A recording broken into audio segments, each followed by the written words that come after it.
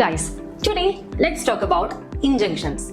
No, not this, but injunctions. It's a court order.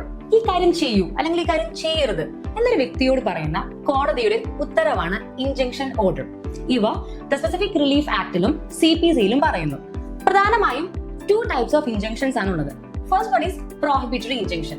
അത് തന്നെ രണ്ടായി ഡിവൈഡ് ചെയ്യുന്നു, ടെമ്പററി ആൻഡ് പെർമനന്റ്.